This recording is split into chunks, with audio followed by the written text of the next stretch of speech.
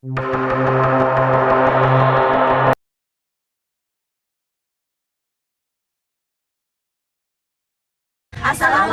warahmatullahi wabarakatuh. Halo semuanya. Pada kesempatan kali ini, kami kelompok 1 akan membahas mengenai ketimpangan pendidikan dengan studi kasus ketimpangan kesejahteraan guru honorer dan guru P3K dianalisis menggunakan teori Boji.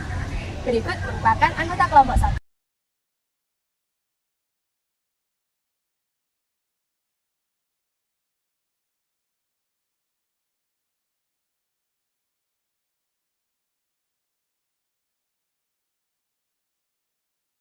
Merupakan kunci dari pembangunan suatu negara. Ketika kualitas pendidikan di suatu negara baik, maka pembangunan suatu negara juga akan dapat terwujud. Kualitas pendidikan itu sendiri dipengaruhi oleh beberapa faktor, salah satunya dari kualitas tenaga pendidik sebagai pemeran utama dalam pembelajaran. Sejalan dengan kebijakan baru pemerintah sekarang ini, kualifikasi guru terbagi menjadi guru honorer dan guru P3K. Guru honorer merupakan guru yang belum diangkat secara tetap sebagai tenaga pendidik nasional, sedangkan guru P3K atau pegawai pemerintah dengan perjanjian kerja merupakan guru yang sudah menetap menjadi tenaga pendidik nasional.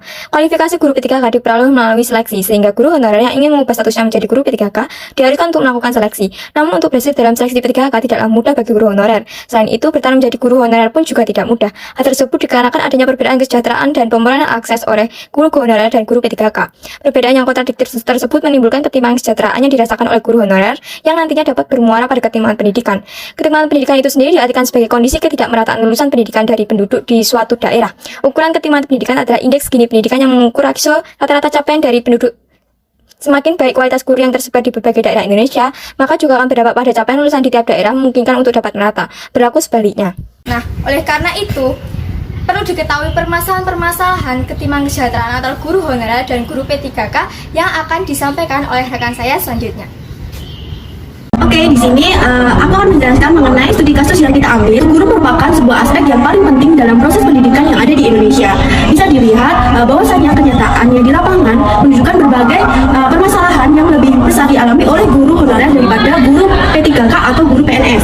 Berikut permasalahannya yang terjadi dan akhirnya menimbulkan ketimpangan. Yang pertama adalah pendapatan yang tidak sepadan dengan beban kerja dan status pendidikan.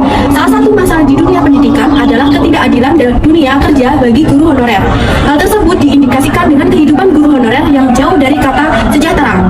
Bagaimana mungkin jika gaji guru lebih kecil daripada seorang engineering pembuat robot yang fungsinya itu adalah tidak untuk memanusiakan manusia. Kemudian perbandingan lain dari PNS atau guru P3K di mana sekarang ini telah ada pembaruan mengenai kebijakan guru P3K yang artinya guru tersebut diangkat dan layaknya seperti guru PNS, namun tidak ada kontrak yang panjang dan tidak ada tunjangan di hari akhir. Kemudian mereka juga sama-sama memiliki tanggung jawab dan beban yang relatif sama. Hal tersebut yang menunjukkan adanya perbedaan pendapatan yang jomplang. Kemudian sebagian besar guru honorer pun juga memiliki gaji yang jauh dari upah minimum daerah. Padahal peran guru honorer sangatlah penting. Selain itu juga besar sekolah di Indonesia, komposisi guru honorer lebih banyak dibandingkan guru PNS atau guru P3K di tiap sekolah. Yang kedua yaitu adalah adanya kebijakan P3K yang memunculkan perdebatan dalam pelaksanaannya. Jadi Menteri Kemendikbud Nadiem Makarim mengidentifikasikan bahwa seleksi CPNS bagi guru honorer akan ditiadakan untuk beberapa tahun ke depan dengan berbagai pertimbangan.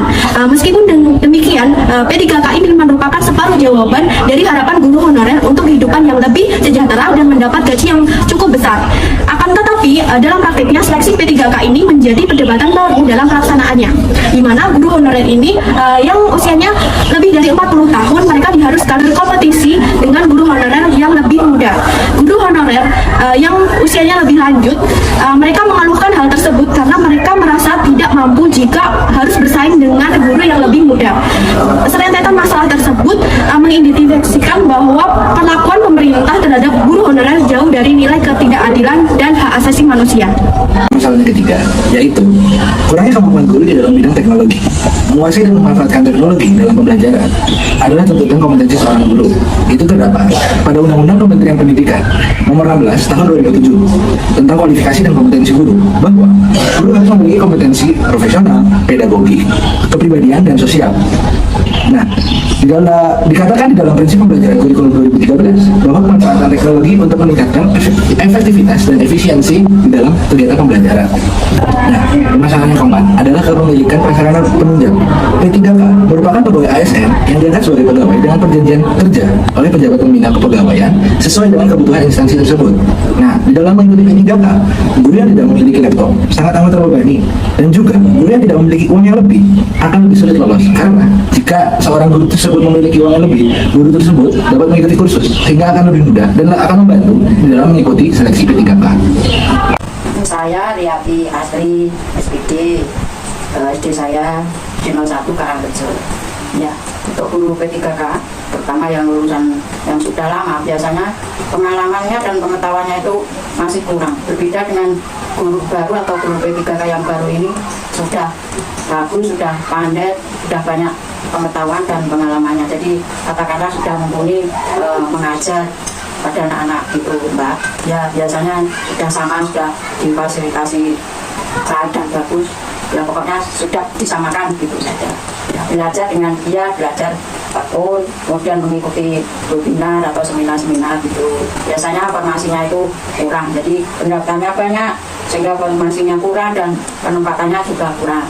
Ya tentunya harus bersaing. Biasanya yang guru swasta itu lebih pandai, berbeda dengan guru yang di negeri, maksud saya berbeda.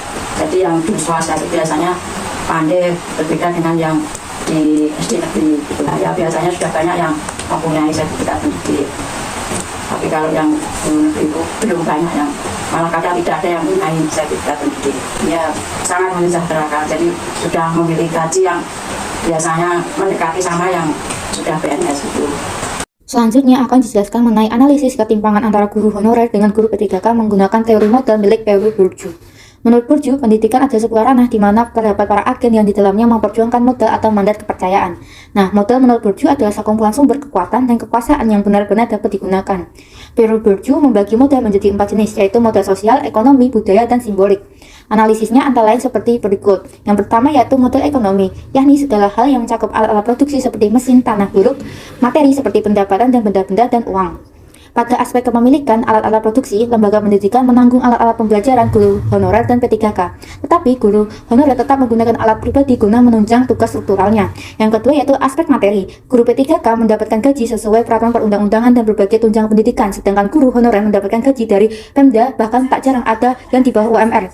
Pada aspek uang, guru P3K memperoleh gaji layak di atas UMR, sedangkan guru honorer mendapatkan gaji di bawah UMR. Jadi kesimpulan dari modal ekonomi ini, jika dilihat dari penjelasan tadi, maka guru honorer dan guru P3K mereka saling memiliki modal yang sama, tapi perbedaan yang mana perbandingan kepemilikan modal antara kedua guru tersebut lebih besar P3K dibandingkan guru honorer. Selanjutnya yaitu modal kultural, merupakan serangkaian kemampuan atau keahlian individu seperti cara bertutur kata, berpenampilan, dan lain sebagainya. Nah, jika dikaitkan dengan studi kasus ketimpangan guru honorer dan P3K, maka guru honorer dan guru P3K sama-sama merupakan lulusan sarjana 1 dan sama-sama memiliki kewajiban yang sama seperti mengajar sebagai tugas pokok dan berbagai kegiatan di luar kegiatan belajar mengajar. Jadi kesimpulannya dari modal kultural ini bahwa mereka antara guru P3K dan guru honorer sama-sama memiliki merupakan lulusan sarjana dan memiliki beberapa yang sama, tetapi tetap terjadi ketimpangan antara keduanya. Modal simbolik adalah segala bentuk prestis, status, otoritas, dan legitimasi. A. Pada aspek status, guru honorer hanya sebatas pengajar dan pendidik peserta didik, sedangkan guru P3K juga mengajar dan mendapatkan jabatan struktural. B. Pada aspek otoritas, guru honorer hanya terbatas pada proses KPM di kelas secara praktisi dan teoretisi, sedangkan guru P3K memiliki otoritas tambahan sebagai profesionalisme dalam manajemen sekolah. C. Pada aspek prestis, guru honorer mendapatkan prestis hanya sebagai guru, sedangkan guru P3K selain pendidik tetapi juga berkesempatan meningkatkan kompetensi dirinya melalui manajemen sekolah. Dari tabel tersebut, maka guru P3K ini memiliki perbedaan dari modal simbolik, di mana guru honorer sulit untuk meningkatkan modal simboliknya mereka, namun bagi guru P3K memiliki kesempatan untuk meningkatkan modal simbolik mereka. Modal sosial adalah yang dimiliki pelaku baik individu ataupun kelompok dalam hubungannya dengan pihak lain yang memiliki kuasa. Dalam modal sosial, guru honorer dan guru P3K memiliki lokasi yang sama, yakni sekolah, namun dalam ruang sosial keduanya memiliki perbedaan pada sistem sosial masing-masing. Agen dalam sistem sosial guru P3K lebih luas dan otoritas yang lebih tinggi daripada guru honorer. Di sisi lain, agen dan guru dari struktur sosial ini bersifat dinamis, yang mana seorang guru baik honorer maupun P3K bisa berpindah.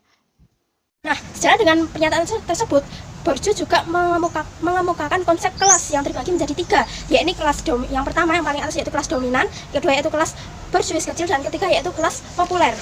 Nah, kembali pada pembahasan teori model yang telah dikaji pada studi kasus guru honorer dan guru PPK sebelumnya, yaitu pengelompokan yang tepat bagi keduanya. Yang pertama, guru P3K ini menempati kelas dominan, di mana dia memiliki kemampuan yang besar untuk melegitimasi dan memaksakan suatu visi tentang dunia sosial tertentu kepada kelas lainnya tergantung pada jabatan struktural yang dia emban. Kemudian untuk guru honorer ini menempati posisi kelas bourgeois kecil, yakni mereka masih memiliki modal yang sama dengan guru P3K, namun tidak sebanyak dengan guru P3K, sehingga berdasarkan kesamaan kompetensi profesionalitas guru yang sama-sama dimiliki keduanya, guru honorer masih perlu berjuang untuk menempati kelas atas yang sesuai dengan imbalan dari kompetensinya, seperti pada guru P3K yang mendapatkan gaji, tunjangan keluarga, dan juga tunjangan di hari tua guna menyongsong kehidupan yang lebih layak.